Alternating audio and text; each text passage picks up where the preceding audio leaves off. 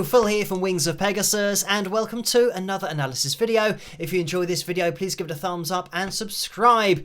So, a little bit of a different one tonight, because with my videos getting out there quite a lot, I think a few people see them, including music industry professionals and producers and singers and vocal coaches. And I did see a video recently from a vocal coach called Tim Welch, and Tim was mentioning me in one of his videos and just making the point about how important it is to know exactly what's going on with somebody's voice and whether the result of what you're hearing is pitch corrected or auto-tuned or lip-synced and all that kind of stuff. Because obviously, as a vocal coach, and this is something that I totally agree with, just knowing what's going on is really important for people who are learning to sing.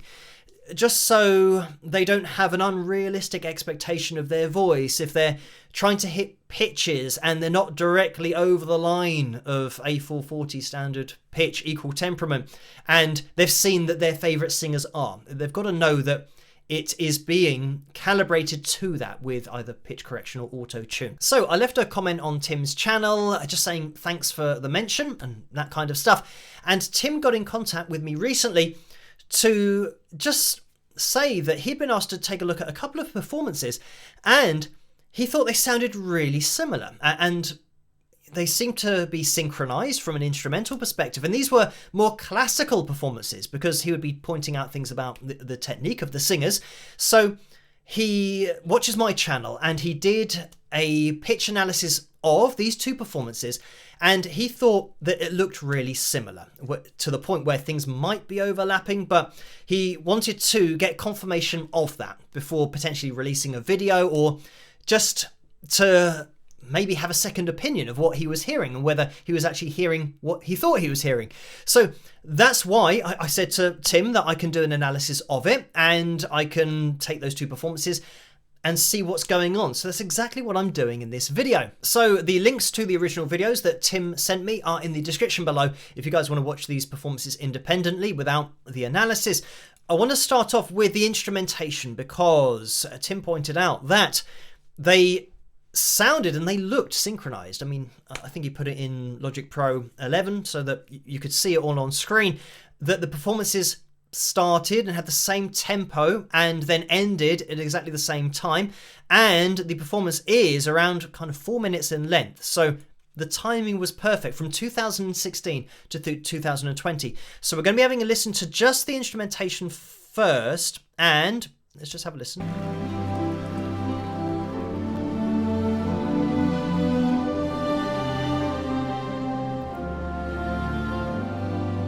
So you can hear that the strings, oh, by the way, we've got one performance panned left and one performance panned right.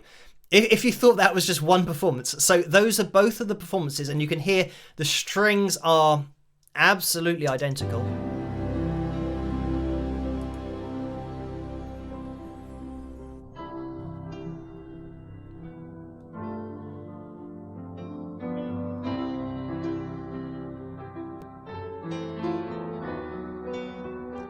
And you can hear that the piano is entirely live from these two performances. I just actually want to take that back because I heard something in the left channel there.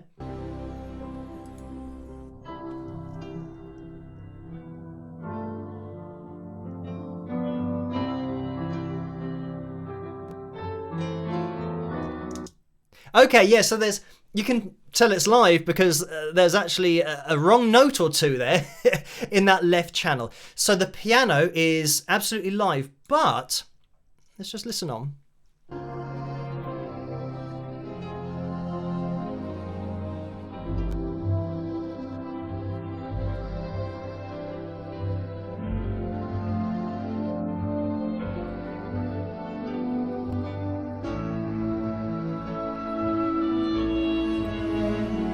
Yeah, everything else is identical.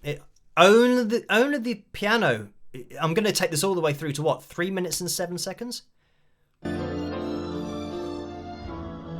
listen to that strings run down, perfect from left to right.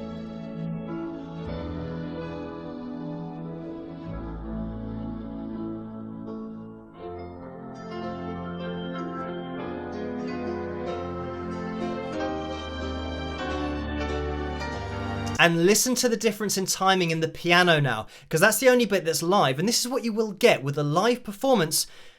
Even playing along to a backing track, you can say that for any instrumentalist really, especially when you're not playing to a click track. There'll be a certain flow to the way that they're playing on that particular night, depending on how they're feeling at the time. So that's what we've got here. The piano is, you know, definitely different from left to right, but everything else is exactly the same. Even the dynamic range in those strings. Let me just take it all the way, well, close to the end now.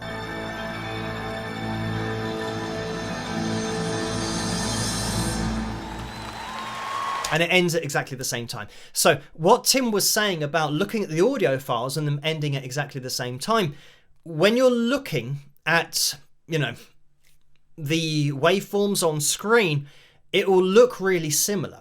And the reason for that would be that, as weird as this sounds, they are using a backing track. Even though they've got an orchestra there, it's a backing track that we're hearing of an orchestra. I know that this sounds crazy, because you think, well, if you've got an orchestra there, why aren't we hearing an orchestra? They're using a backing track. So there you go. And the pianist is playing over the backing track. So that's the only bit that's different. So some people who might have been watching my channel for a long time might be one step ahead and might be thinking, what possible reason is there for the accompaniment to be on a backing track, unless that backing track has to be there for some reason? And we're going to jump into this now. Panned into the left channel is 2016, panned to the right is 2020, and we're just waiting for Lara's voice to come in. And for both of these performances, there are different male vocalists, as you will be able to tell.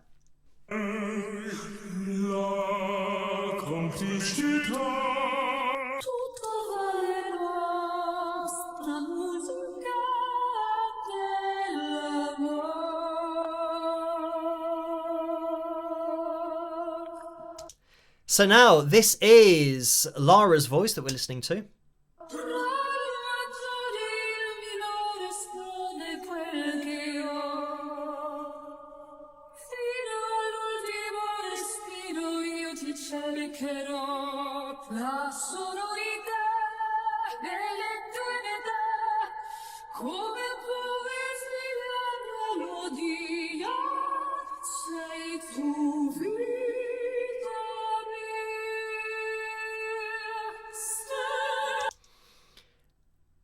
So, I mean, I think this is what Tim was saying, that it sounds really similar from left to right when you're listening to this vocal.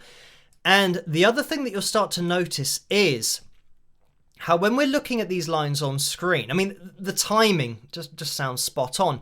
But here we can see a difference from 2016 to 2020, because here we're ever so slightly below the line, and here we're perfectly over the top of the line. So I'd say, comparing left to right, the one on the right hand side has been pitch corrected. And when we look at, we'll go back in a second, but you'll see her voice being perfectly over the lines a lot of the time. But what is really significant here is when we look at these lines, because one is in a different place pitch-wise to the other one. So what I'm going to do is now make it a little bit see-through so that we can move this one over here. And now I'm going to move it below for the moment so that you can start to see if there's any similarities at all. And in order to get it calibrated for time, we just have to move it to there. So now, when we're looking at these two, the timing is absolute hundredth of a second stuff to where this vibrato comes in, to where the vibrato comes in. And when we're looking at these lines in extreme detail, look at this little hook underneath the line that we have. We just go flat for a split second. And 4 years later, in 2020, we go flat for that split second in exactly the same place. And when we start comparing these lines, you will see, and just because of that, but also the fact that then we've got a little M here and a little M here, and we've got the same thing up here, a little M, here, and then we go just flat of the line here, and we go just flat of the line here. So these are exactly the same lines, but one of them has been moved ever so slightly higher. So this is why if Tim was trying to put a line over the top of the other line, it would look like, well, it seems like it's exactly the same thing. It sounds like it's exactly the same thing, but they might not go perfectly over the top of each other. And the reason is because one of them in 2020 is the pitch corrected version of the 2016 performance. So it's great to look at it in this kind of detail because you can see what's happened. And again, as ridiculous as it sounds, it means that therefore the performance in 2020 was a lip-synced vocal in a classical performance with classical singing. And this is why, and obviously the more you look at it, the more it starts to make sense. That's why the instrumentation matches perfectly, because the backing track has the vocal on there. So it's got to be perfectly in time because there isn't a live vocal. I've just zoomed in because I thought maybe people are watching this on their phones and they can't see the details that I'm pointing out. So just quickly, we're talking about, like down here, I'm just going to get rid of this one, which is the 2020 performance. Here's 2016. When we bring on 2020, this one has actually been pitch corrected. But look at where the vocal was anyway. I mean, I know it seems stupid to move this tiny bit here just up by, what, 2 or 3 cents. But, you know, and this bit here to be just on the line rather than just below the line. But that's what's going on nowadays. It's crazy. But anyway, when I'm talking about the personality of these lines, the way that we go down here and then we go up into this kind of M shape. And we go down here and we have this little M shape here. And we then go below the line. And again, this is split second stuff happening 4 years apart. And then we go up and we hit the line there, and here, hit the line. And because this has been pitch corrected, it's gone ever so slightly above the line to make this section now perfectly over the line, rather than it go below the line here. Because if you imagine running a line through this, it would be just flat of the line. So yeah, somebody is adjusting this by looking at this rather than listening to it. So anyway, we've got this M shape here, the M shape here. Then we come, well, we don't come down here because this is pitch corrected, but we did on the original. And then we have this little lump here, again, little lump here. And then, I don't know whether you can see this, but we do have a bit of an M shape there, which is, I mean, this is perfectly over the line, but there is a ever so slight M to that. And of course, the vibrato starts at the exact same split second in these performances. If I just move this up, or I don't know which one I've got here, let's move this down. So yeah, if I adjust the lines, that's why they don't perfectly line up, because they've been, one's been pitch corrected, so the lines change ever so slightly. And even if I try to get it over the top, you can see how the personality of the lines, when you're looking at that, it's amazing. It's like a cookie cutter thing, you know, where one is next to the other one and it kind of mirrors exactly what happened. But again, these are performances that are 4 years apart. You know, this kind of thing, the C5 in 2020 being directly over that line, and here, you know, it was flat. But I mean, look at Lara's voice. Even though here we're kind of stuck to the line again, and we're slightly flat of the line here. But look how accurate she was live in 2016. And I am assuming that this was a live performance in 2016 and that the backing track didn't already exist then, or the vocal didn't exist. And great example here, the A4, flat, and then perfectly over the line, calibrated in 2020. So, yeah. And again, you know, if I were to move this across again, the only thing that's not going to make this match up is because of the pitch correction. So when I try and get it matched for pitch, you can start to see how, if I just get the lines a little bit more accurate, how the lines now vary, because this, where one of them was flat in 2016, it's now on the line in 2020. So that's why these lines don't go over the top of each other. You know, the more you look at it, the more you'll see the same things kind of replicated from left to right with, I mean, this part here, I mean, the B4 and the B4, you can see how we are pretty much, even though, you know, the 2020 version has been pitch corrected, And again, look at this little loop we have here and this little loop we have here. Obviously, this one's been squashed down with pitch correction. And then here we were sharp, but here it's been flattened onto the line. But yeah, this kind of thing where you've got, it's not going to go over the top of each other, but you've got the same, if I can actually move this down, here we go, that same kind of echo that's going on from kind of one to the next. So I'm just going to take it, I think, all the way back to the start of this section.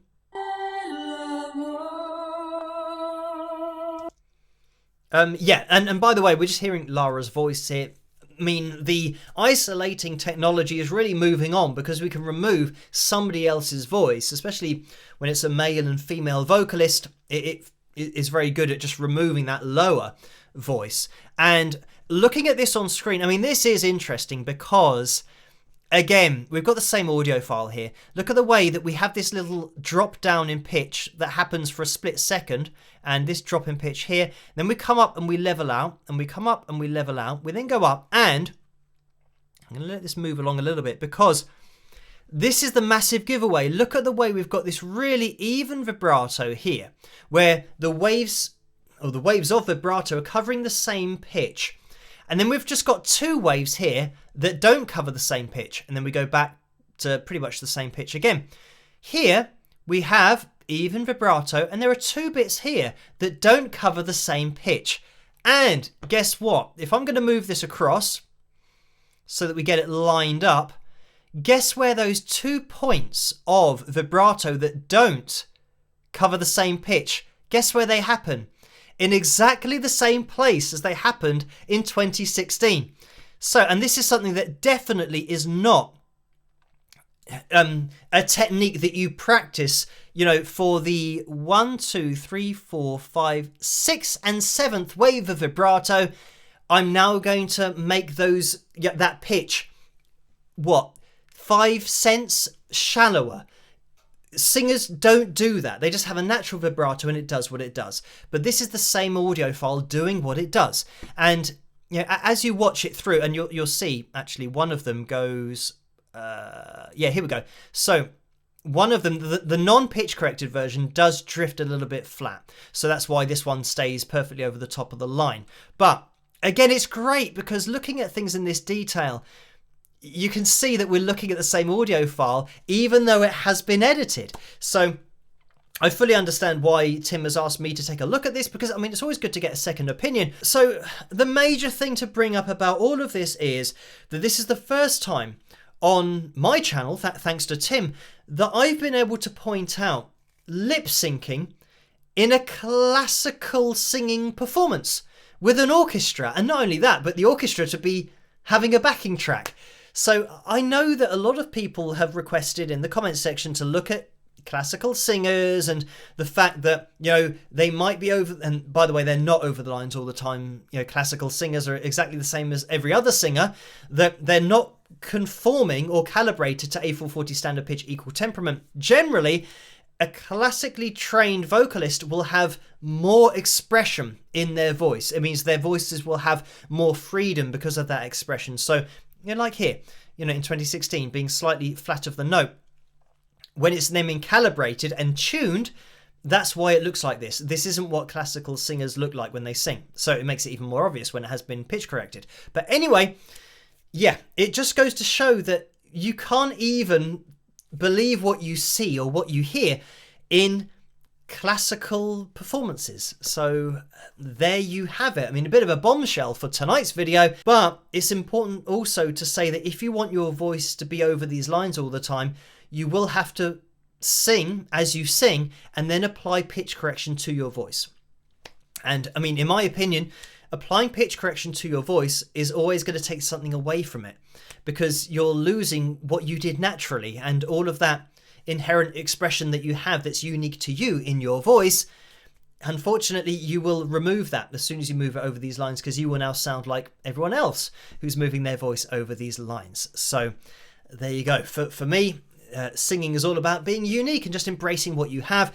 As we've seen with so many great voices, they have a tendency to sing ever so slightly flat or sharp, depending on sometimes the lyrical content of the song or the key of the song. Being in a minor key, they might be ever so slightly flat because you'll get that expression to it. It'll sound a little bit more somber being slightly flat. So it's just something that I think people should embrace about their voice, and don't look at your voice on a screen. That's the worst thing you can do unless you are literally working at pitch and just trying to get better at it to begin with. As soon as you start getting close to these lines, great. Do away with the graph and just enjoy singing. But anyway, yeah, thank you, Tim, for getting in touch and yeah, sending me the videos. And I hope you guys have enjoyed this particular video. If you did, please give it a thumbs up and subscribe, and I'll catch you guys at the next one. Rock!